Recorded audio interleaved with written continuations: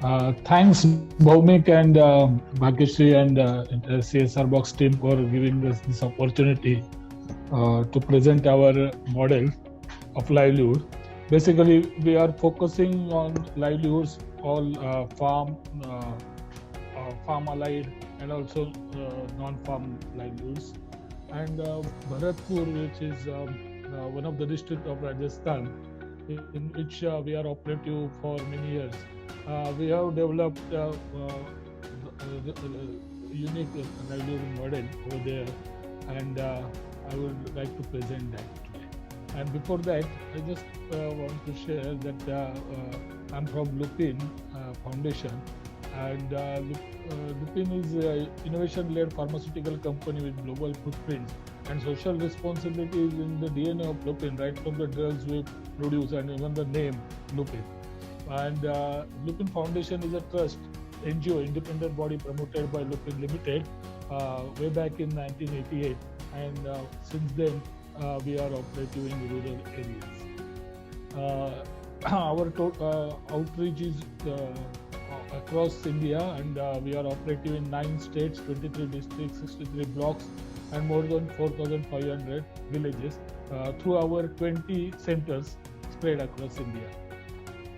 Now coming to non-farm livelihood, uh, we have uh, we have developed several hubs, livelihood hubs in our adopted villages, particularly in Bharatpur. Uh, the hubs, by hubs I mean that entire village that we have selected are engaged in some kind of particular livelihood. For example, we have promoted traditional artisanship, which was already there, in Rajasthan, but was on decline and many times degenerated and many times facing crisis due to skills. So we promoted stone handicrafts, marble handicrafts, then mudda making, then shoe making, bangle making, and pottery. So all these traditional, artisanship was revived by us. Then, secondly, we identified certain vocations that can spread across villages and provide everyone work at their homes. And we in that we have promoted gems cutting and polishing, chain work making and polishing. Then we also developed tulsi mala making clusters, where SHGs are trained and then they make tulsi malas mainly in this bridge area where religious places are nearby, like Govardhan and Mathura and all. So there we promote these tulsi malas. Apart from that, we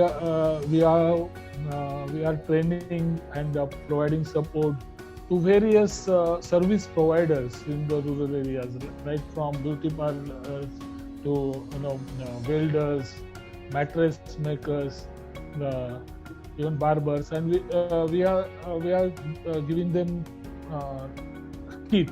We have developed those kits and giving them kits.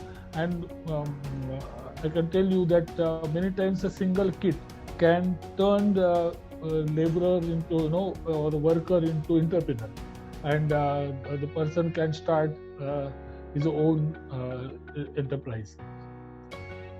And we have also promoted many garment hubs in Bharatpur now, and it has turned women into, from trainees to employment providers, from employment seekers to employment providers, and they are now able to many times provide employment to more than 30, 40 women from the village in this garment making.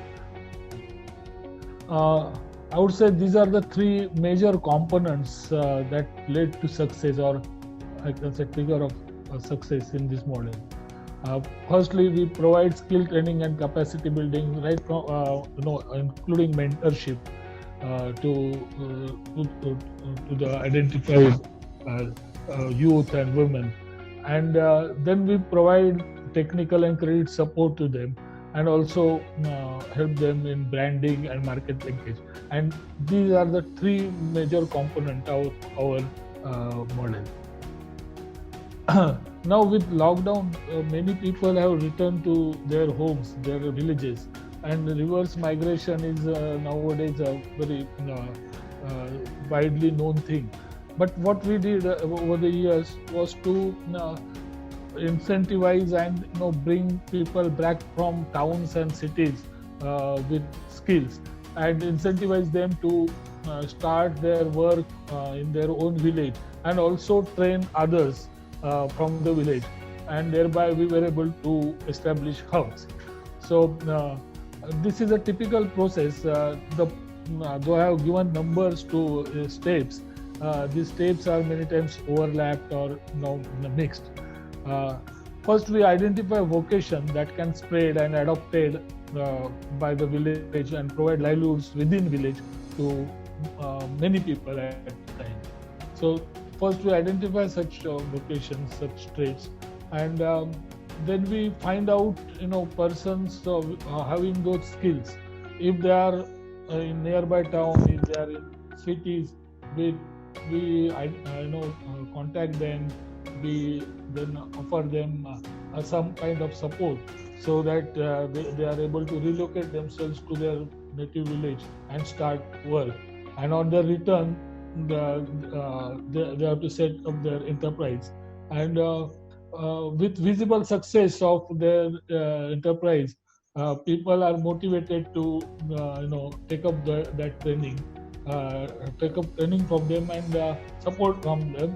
And then that particular trade is spread over to entire village. Then Ravi sir, sorry to interrupt. We require you to quickly wrap up in another 10-15 seconds. Oh, that's okay. And so then we create small business models, and that grew throughout the villages.